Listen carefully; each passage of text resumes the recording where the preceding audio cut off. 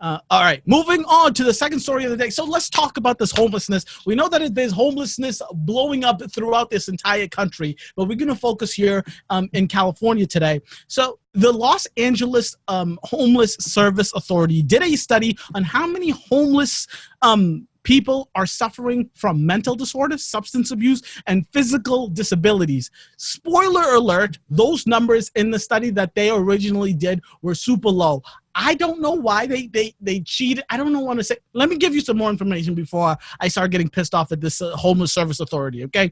The Times, because those numbers were so low and everyone was super suspicious of those numbers, the LA Times decided to do their own study, and they examined more than 4,000 questionnaires and found that about 76% of individuals living outside on the street reported being or were observed to be affected by mental illness, substance abuse, poor health, or a physical disability. Okay, and just to give you guys a reference, so this the LA Times found that 76% of individuals had one of those issues or multiple of those issues. The Los Angeles Homeless Service Authority originally said only 26% of people were had any of those issues, which is a very big difference. So 26% versus 76% is huge. I don't know why they decided to do that, but at the same time, when you read that stat, when I just told you they were observed to be affected by mental illness, I don't know how I feel about that. So I understand when someone self-reports, yes, I have mental disorders, mental illness, and I'm out on the street, I'm homeless. But how does someone observe someone to have a mental illness? I get a little iffy about that just because you start wanting to stereotype people. You start wanting to say because someone's out on the street and they shitting on the street, maybe they don't have a place to go to the bathroom. Maybe they're sleeping on the street and they look really dirty. You might think that they have mental disorder or mental illness, but that's just because they have nowhere to take a shower. So I get a little iffy on the issue of observing people and thinking that they have a mental illness and then charting it in the census as if they actually do have a mental illness. But that's a different question for a different day. Let me give you guys a little more information. So individually, substance abuse affects 46% of those living on the streets, more than 3 times the rate previously reported. And mental illness, including post-traumatic stress disorder, affects 51% of those living on the streets, according to the analysis. Tina, are you surprised by any of these numbers? Well, I was initially surprised by the low number as you were from that initial study that you were talking about. Yes. Not because I've done any sort of research myself, but just because of what I do. I have observed myself, people who are homeless coming into the hospital, and because we don't have any resources for people with mental health issues, we have nothing. They have nothing. They have nowhere to go.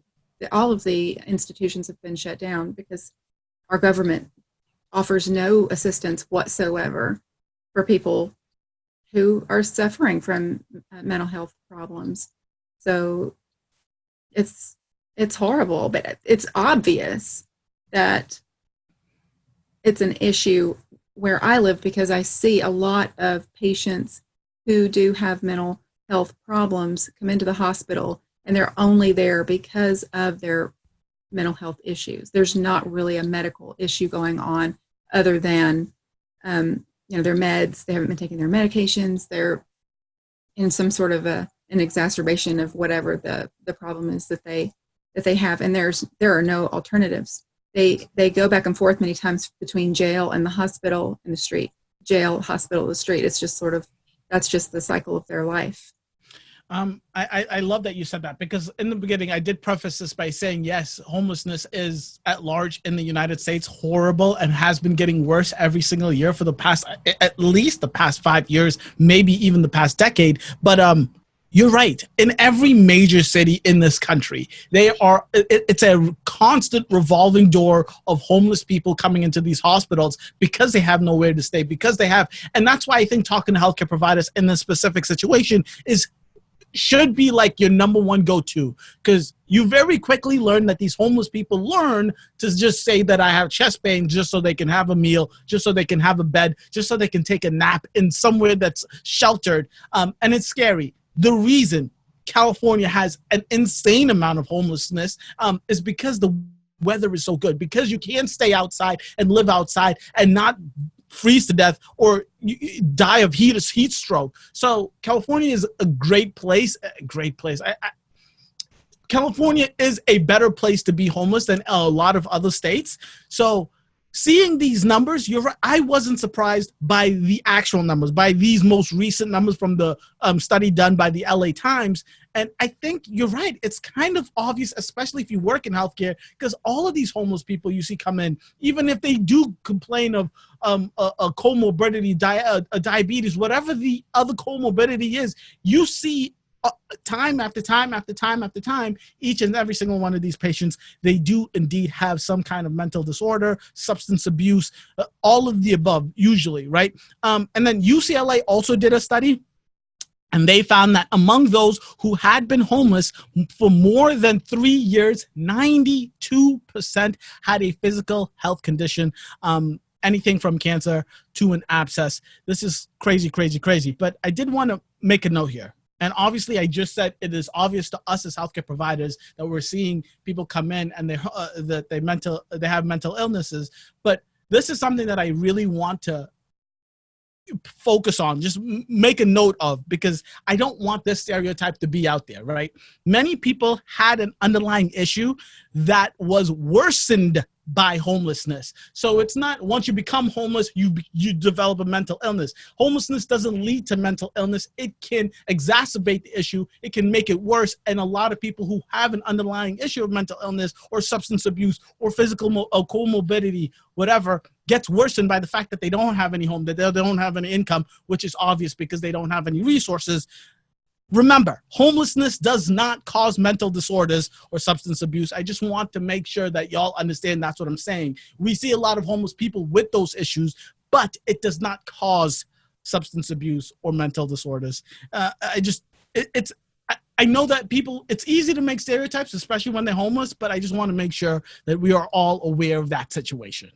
Well, I do think that there are certain life events that can trigger mental health disorders. So there could be some underlying mental health issues, some underlying problems that haven't really surfaced yet. And when someone goes through a really stressful time, like losing a job, going through a divorce, death of a loved one, they go through something like that leads them down, kind of spiraling downward, and then that can trigger them to start dealing with mental health issues that they maybe weren't even aware that were always there. They just hadn't surfaced yet. Exactly. And a big one for that is you see a lot of people a lot of veterans who are homeless because they're dealing with that exact issue, right? They come back from serving for this country. They've been in active war situations.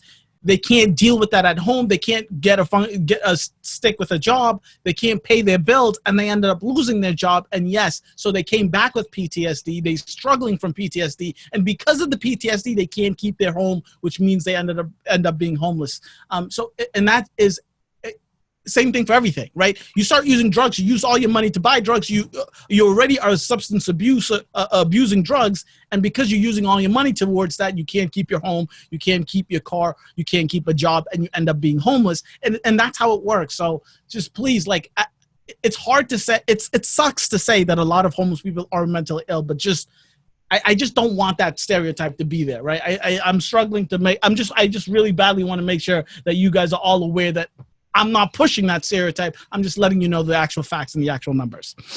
Thank you guys so much for watching. I really do appreciate this. If you guys were informed or educated in any way, shape, or form by these stories, please hit that like button. If you liked my presentation of the news, I really suggest you subscribe and hit the notification bell so you know every time Q the Nurse drops some hot, fresh press news.